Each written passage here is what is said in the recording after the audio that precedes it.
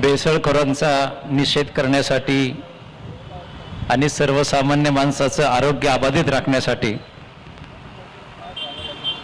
IAS officer सन्माननीय तुकारामजी मुंडे साहेब यांना पाठिंबा दर्शवण्यासाठी व्यासपीठावर आणि पुढे बसलेले सर्व पक्षीय राजकीय नेते, एक पक्ष सोडून आणि सगळे पदाधिकारी, खरं तर महाराष्ट्राच्या विधानसभेमध्ये ज्या ज्या आमदारांनी हा प्रश्न उपस्थित केला त्या आमदारांना सुरुवातीला आंबेगाव तालुक्याच्या वतीनं या सगळ्या आमदारांचं मी मनापासून अभिनंदन करतो।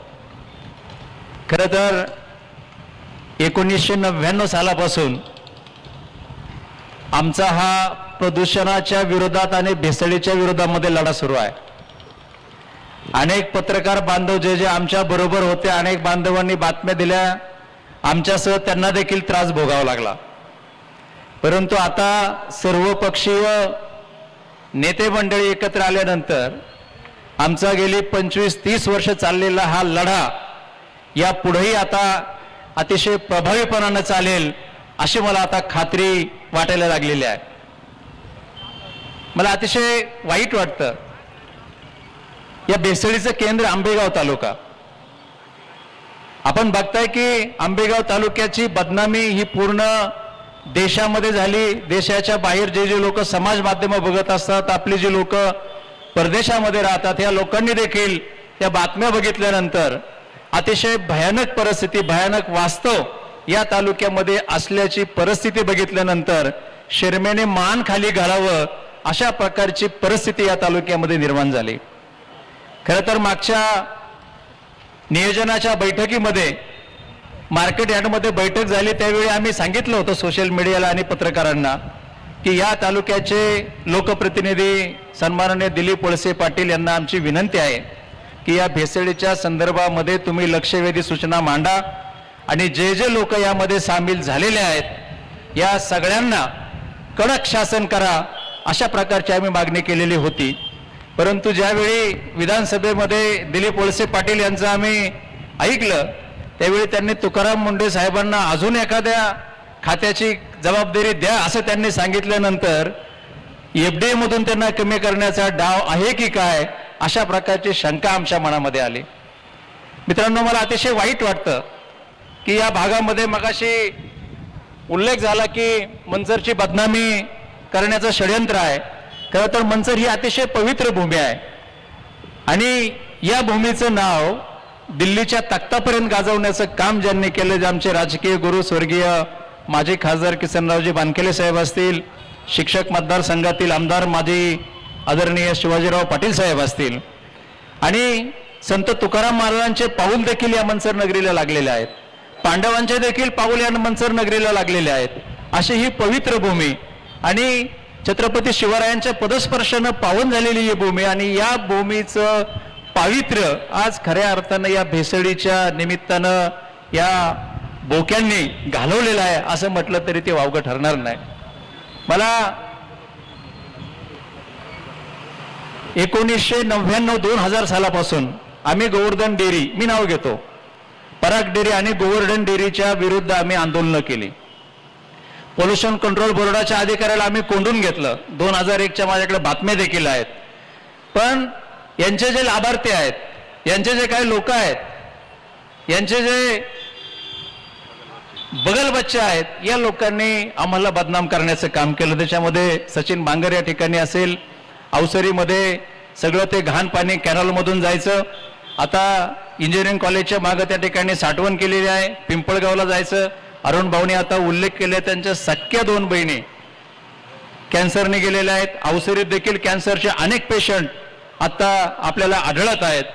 ही जी भेसळ आहे, ही भेसळ देखील अतिशय भयानक आहे। आणि तुम्हाला पहिलं प्रदूषित पाण्याचं मी सांगतो। प्रदूषित पाण्यामुळं त्यावेळी जे पाणी पर्क्युलेशन करून विहिरीला जायचं, अनेक विहिरीमधले मासे त्या ठिकाणी गेलेले होते। अनेक लोकांना दुर्धर अशा प्रकारचे आजार झालेले होते। पूर्वी आपण ओढ्याला आळं करून किंवा झरा करून पाणी प्यायचं, नदीला झरा करून पाणी प्यायचं, परंतु आता कोणत्याही विहिरीचं पाणी हे पिण्यालायक राहिलेलं नाही। अगदी आरो प्लांट जरी झालेले आहेत तरी आरो प्लांटचं पाणी देखील हे अतिशय चांगलं आहे असं म्हणता येणार नाही. तुम्ही लॅबमध्ये जर चेक करून घेतलं तर अतिशय भयानक वास्तव आज तुमच्या आमच्या समोर आहे. खरं तर भेसळीचं केंद्र जे झालं आणि भेसळीमध्ये काय काय वापरतात हे बघितल्यानंतर अतिशय अंगावर काटे येतात, वेदना होतात माणसाला. डिटर्जंट पावडर, शॅम्पू, डिटर्जंट पावडरच्या पाण्यामध्ये हात जर घातला तर हाताला सुरकुत्या पडतात आणि तेच जर दुधातून अगदी लहान मुलांच्या, गर्भवती महिलांच्या, वयस्कर लोकांच्या, अनेक लोकांच्या पोटामध्ये ते दूध जाऊन अनेक लोकांना आज कॅन्सर सारखे आजार झालेले आहेत. ही बाब अतिशय दुर्दैवी आहे आणि आंबेगाव तालुक्यामध्ये हे घडणं हे खरंच अतिशय आपल्यासाठी भूषणावं नाही. खरं तर या गोष्टी दिलीप वळसे पाटील यांच्यापर्यंत गेल्या असतील. ते गृहमंत्री होते, पोलीस खातं त्यांच्या अंडर होतं. ज्या ज्या या भागामध्ये ज्या ज्या गोष्टी घडतात त्या गोष्टी गृहमंत्र्यापर्यंत जातात कारण पोलीस सक्षम असतात. परंतु त्यांनी याच्याकडे दुर्लक्ष केलं किंवा त्यांना माहीत नाही याबद्दल आता आपल्याला ठोस सांगता येणार नाही. परंतु त्यांना माहीतच नाही असं देखील म्हणणं आता उचित होणार नाही. त्यामुळं वळसे पाटलांनी देखील आंबेगाव तालुक्यातील जनतेचा खरं तर तळतळाट घेतलेला आहे. मी जबाबदारीने बोलतो. त्यांनी मंत्रिपद भोगली, त्यांना जी मंत्रिपदं मिळाली त्या मंत्रिपदाच्या काळामध्ये सर्वसामान्य जनतेला त्याचा फायदा झाला नाही. त्यांचे जे लाभार्थी आहेत त्या लाभार्थ्यांना त्यांचा फायदा झाला. जे विरोधक आहेत त्या विरोधकांना त्रास देण्याचं काम मंत्रिपदाच्या काळामध्ये त्यांनी केलं. मग कोणाला लाईट मिळू नये, कोणाला वेगळ्या वेगळ्या माध्यमातून त्रास द्यायचा, तुम्ही आमच्या पक्षामध्ये या, तुम्ही आमच्या मागे उभे राहा, नाहीतर आम्ही तुमच्यावर कारवाई करू, अशा प्रकारचा दुरुपयोग मंत्रिपदाच्या काळामध्ये त्यांनी केला आणि हे नक्कीच ही गोष्ट अतिशय निषेधार्ह आहे. या ठिकाणी आमचे काही पत्रकार मित्र आहेत, ज्यावेळी निरगुडसरला कुटुंब नियोजनाच्या शस्त्रक्रिया झाल्या आणि ही बातमी पत्रकारांनी मीडियाला दाखवली, या पत्रकारांवर 353 गुन्हा दाखल झाला सरकारी कामात अडथळा आणला म्हणून. सगळ्या पत्रकारांच्या बरोबर आम्ही स्वतः विरोधी पक्ष नेत्यांना जाऊन भेटून आलो. पत्रकार आमचे मित्र गालातल्या गालात हसतात आहे, परंतु तुम्ही काळजी करू नका, तुम्हाला आम्ही एकटं सोडणार नाही, शेवटपर्यंत आम्ही तुमच्या मागे उभं राहू. त्या दिवशी आम्ही संजय राऊत साहेबांना देखील सांगितलं, बिबट्याच्या आंदोलनामध्ये जवळपास 1000-1500 लोक होती आणि या 1000-1500 लोकांमधून फक्त ठराविक लोक गुन्हे दाखल केले, तोंड बघून गुन्हे दाखल केले आणि ही गोष्ट अतिशय वाईट आहे. मी वळसे पाटील आम्हाला एका कार्यक्रमात भेटले, म्हटलं साहेब तुम्ही हे चांगलं केलं नाही, तरी म्हटले मला वेळ मिळाला नाही तर मी अजून जाम केली असते. म्हणजे अशा पद्धतीने जर तुम्ही तालुक्याचे लोकप्रतिनिधी काम करणार असाल तर हे लोकशाहीला भूषणावं नाही असं मला या ठिकाणी वाटतं. आमचा हा आंदोलनाचा लढा आमचा पहिल्यापासून जवळपास 25-30 वर्षापासून आमचा लढा राहिलेला आहे आणि जोपर्यंत आता या भेसळखोरांवर कारवाई होणार नाही तोपर्यंत आम्ही आता स्वस्थ बसणार नाही. या भेसळीमुळे ज्या ज्या लोकांना आपले प्राण गमवावे लागलेत, जे जे लोक कायमस्वरूपी अधू झालेले आहेत आणि ज्यांना प्राण गमवावे लागलेले आहेत, तर माझी सरकारला विनंती असणार आहे की या पोलीस प्रशासनाला विनंती असणार आहे की अशा लोकांवर तुम्ही सदोष मनुष्यवधाचा गुन्हा दाखल करा.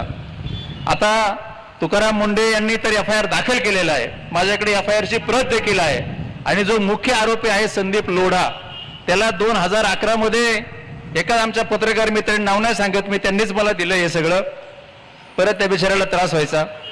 2011 मध्ये तो निर्दोष सुटला आणि त्यानंतर देखील त्यांनी ह्या कारवाया चालू ठेवलेल्या आहेत आणि आता देखील तुकाराम मुंडे साहेबांनी हे सगळं दाखल केलेलं आहे, FIR दाखल केलेलं आहे त्यांच्या खात्याने. आता त्यांच्या खात्याने FIR दाखल केल्यानंतर पुढचं काम पोलिसांचं आहे. आपल्या तालुक्यातले पोलीस, मंचरचे पोलीस चांगले आहेत, 100% ते चांगला तपास करतील अशी मला खात्री वाटते. आंबेगाव तालुक्यामध्ये देखील यापूर्वी पोषण आहाराच्या माध्यमातून आदिवासी ज्या आश्रमशाळा आहेत त्या आश्रमशाळेमध्ये दुधामध्ये आळ्या निघल्या, खिचडीमध्ये आळ्या निघल्या, अतिशय भयानक परिस्थिती. त्या ज्या ठिकाणी अन्नधान्य ठेवले त्याच्यामध्ये उंदराच्या लेंड्या, पाली सगळं आढळलं, तरी देखील शासनाने म्हणावा असं गंभीर कारवाई त्याच्यावर केली नाही. अंगणवाडीला जो पोषण आहार दिला जातो मित्रांनो, 8 शिट्ट्या केल्या तरी सुद्धा तो वाटाणा शिजत नाही आणि इतकी भयानक परिस्थिती आहे. त्या दिवशी ते सॅम्पल आम्ही घेऊन दाखवले, संजय राऊत साहेबांना दाखवले, त्याच्यामध्ये तर जे आहे ते घरी तर कोणी खाऊच शकत नाही. तुम्हाला आश्चर्य वाटेल ऐकावं, ही लोक घेऊन ते ओढ्याला टाकून देतात. जनावरं देखील ते पोषण आहार खात नाही. अशा प्रकारची वाईट परिस्थिती आज आंबेगाव तालुक्यामध्ये आहे. आता हे आंदोलन चालू असताना आमच्यावर निकम साहेबावर त्यांचे लोक आम्हाला ट्रोल करतात. यांचे जे भाड्याचे काय फडणवीस साहेबांच्या भाषेत तट्टू आहेत, ही लोक जी यांचे डॉबरमॅन आहेत, हे डॉबरमॅन आमच्यावर आकपाखड करतात.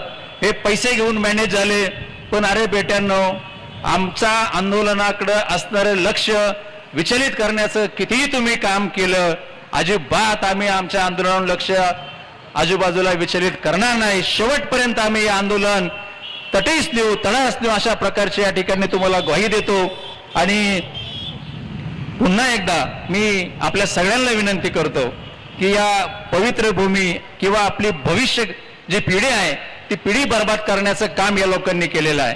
त्याच्यामुळं यांना माफी करण्याच्या ते लायकीचे राहिलेले नाहीत. त्यामुळं आपल्या सगळ्या लोकांनी यापुढं एकत्र येऊन आंदोलनामध्ये सहभागी होऊन आपल्याला पुढच्या काळामध्ये आंदोलन अतिशय तीव्र करायचं आहे. जोपर्यंत या लोकांना शासन होत नाही, जोपर्यंत या भेसाळखोरांना फाशी होत नाही, तोपर्यंत आपलं आंदोलन थांबणार नाही. अशा प्रकारचे मी या ठिकाणी आपल्याला ग्वाही देतो आणि सगळ्यांचं मनापासून पुन्हा एकदा अभिनंदन करतो. आपण सगळेजण एवढे उन्हात बसून उन्हात तापलात तरी देखील आंदोलनामध्ये आपण शेवटपर्यंत उपस्थिती दाखवली. आपल्याला धन्यवाद देतो. आपल्या सगळ्या पत्रकार मित्रांनी आजपर्यंत अतिशय चांगलं काम केलेलं आहे. ह्या सगळ्या बातम्या आपण शेवटपर्यंत पोहोचवण्याचं काम केलं. त्यामुळे या आंदोलनाला खऱ्या अर्थानं यश आलेलं आपल्या सगळ्या पत्रकार मित्रांचं मनापासून अभिनंदन करतो आणि 2 शब्द पुरे करतो. जय हिंद, जय महाराष्ट्र. धन्यवाद भोर साहेब.